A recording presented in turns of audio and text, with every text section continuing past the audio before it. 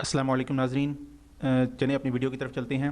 کیا پاکستان کے air defence system نے انڈین براموس میزائل کو ڈیٹیکٹ کر لیا تھا، اور کیا یہ میزائل ایکسیڈنٹل فائر ہو گیا تھا انڈیا کی طرف سے پاکستان میں؟ تو ان دونوں سوالوں کو آج ہم اس ویڈیو میں کور کریں گے۔ تو سب سے پہلے ہم یہ دیکھتے ہیں کیا یہ میزائل جو ہے ڈیٹیکٹ کر لیا گیا تھا پاکستان کی طرف سے۔ تو یہ بیسکلی جو ہی میزائل فائر کیا گیا اور یہ بلاک 4 میں پہنچا، یعنی 40,000 فٹ کی بلندی پہ جب یہ پہنچا، سرسا سے یہ فائر کیا گیا تھا، پاکستان نے اسے اسی وقت ڈیٹیکٹ کر لیا تھا۔ 1977 میں پاکستان نے ایئر ڈیفنس سسٹم بیٹس حاصل کر لیا تھا جو کہ کم بلندی پر پرواز کرنے والے طیاروں کو ڈیٹیکٹ کرتا ہے، اور یہ سسٹم 2020 میں اپڈیٹ کیا گیا تھا اور اسے کہا جاتا ہے ملٹی رول ریڈار۔ اور ایک اور بات آپ کو بتاتا چلوں، امن کے دنوں میں اگر کوئی چیز ایسی محسوس کی جائے جو کہ تھریٹننگ ہو، تو ریاکشن دینے میں اور عمل کرنے میں 2 منٹ کا ہی وقت ہوتا ہے، جو کہ امن کے دنوں میں کہا جاتا ہے۔ 2 منٹ کے اندر اندر اس چیز کو آپ نے ریئیکٹ کرنا ہوتا ہے، مگر جنگ کے دنوں میں ایس او پیز ڈفرینٹ ہوتے ہیں۔ اب یہ جو میزائل تھا جو کہ ماک 2.8 آلموسٹ 3 میک کی سپیڈ سے پاکستان کی طرف آ رہا تھا، جو کہ میک 3 آلموسٹ کہہ سکتے ہیں کہ آواز کی رفتار سے 3 گنا زیادہ، اور یہ سپر سونک سپیڈ ہوتی ہے کہ سپر سونک رفتار سے پاکستان کی طرف آ رہا تھا۔ اس وقت لاک کر لیا گیا تھا جب یہ سرسا سے اڑا تھا، مطلب اسی وقت لاک کر لیا گیا تھا اس کو پاکستان کی طرف سے جب یہ سرسا سے اڑا تھا، اور یہ مہاجن ایئر فیلڈ کی طرف جا رہا تھا، اور یہ بھارتی ایئر فورس کی فیلڈ ہے۔ اس کا مطلب یہ ہے کہ اس کے اندر پیرامیٹر ڈالے گئے تھے، لیکن اسی دوران پاکستان کا ٹیکٹیکل ری ایکشن انیشیٹ نہیں کیا گیا تھا۔ اس کی وجہ یہ ہے کہ یہ انڈیا کی طرف جا رہا تھا، انڈیا کے اندر ہی تھا، تو آپ یہ کہہ سکتے ہیں کہ اس کو ہمارا جو تھا ٹیکٹیکل ری ایکشن انیشیٹ نہیں کیا گیا تھا، کیونکہ وہ انڈیا کی طرف تھا اور روٹین کی بات تھی، کیونکہ یہ روٹین کی چیز تھی۔ مگر معاملات کشیدہ تب ہوئے اسی میزائل نے سورج گڑھ کی طرف ٹرن لیا، تو جیسے ہی اس نے ایک شارپ ٹرن لیا، جیسا کہ آپ جانتے ہیں کہ فاسٹ چیز جو ہوتی ہے سپر سونک چیز جو کہ 3 میک کی سپیڈ سے آ رہی ہے، اور اس نے تو فوراً گلی محلے کا ٹرن نہیں لینا، اس نے ایک لمبا دائرہ لگانا ہے جو کہ اس کے شارپ ٹرن کے لیے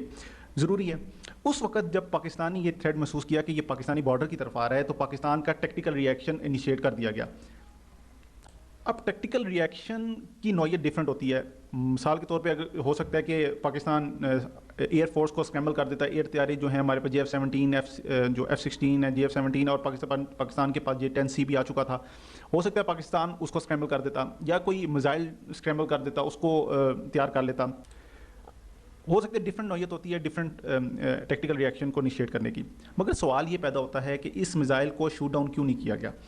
فار ایگزامپل ہے کہ میں آپ کو ایگزامپل دیتا ہوں کہ ہمارے ملک میں جیسے ہی ویدر بیلونز ہیں وہ آسمان کی طرف جاتے ہیں، اور وہ ہو سکتا ہے کہ وہ اڑتے اڑتے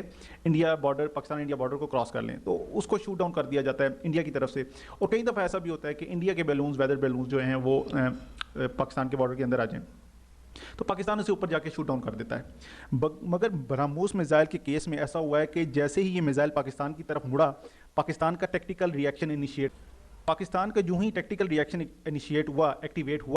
پھر پاکستان نے یہ دیکھا کہ اس کی ڈائریکشن کس طرف ہے، کیونکہ یہ پاکستان کا جیسے ہی بارڈر اس نے کراس کیا اور 124 کلومیٹر کے اندر آ گیا، اور اس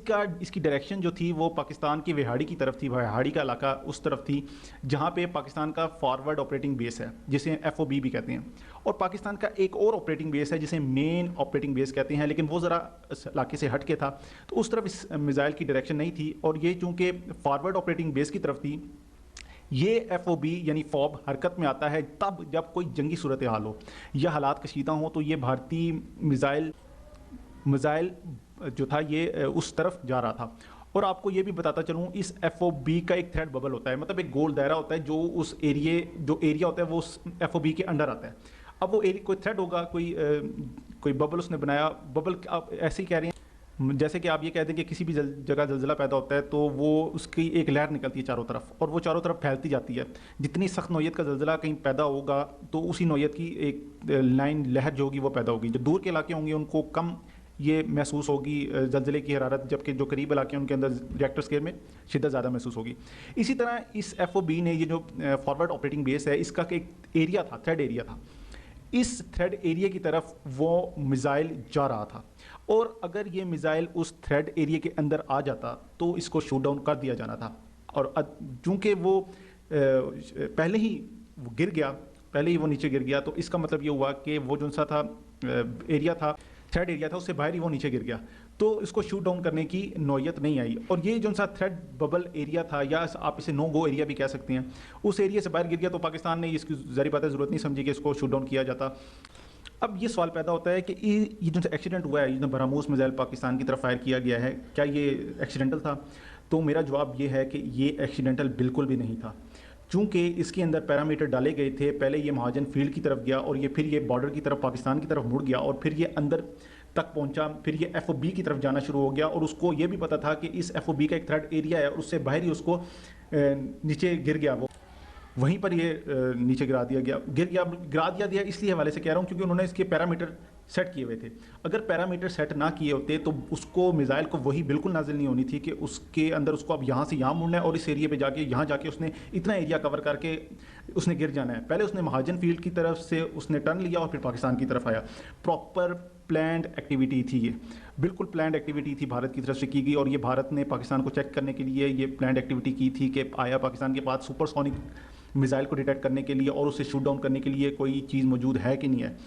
تو یہ آج کی ویڈیو کا آپ کو اندازہ ہو گیا ہوگا. ہو سکتا ہے آپ کو یہ ویڈیو اچھی لگی ہو. باقی نیکسٹ ویڈیو میں انشاءاللہ پھر ملاقات ہوگی. اللہ حافظ.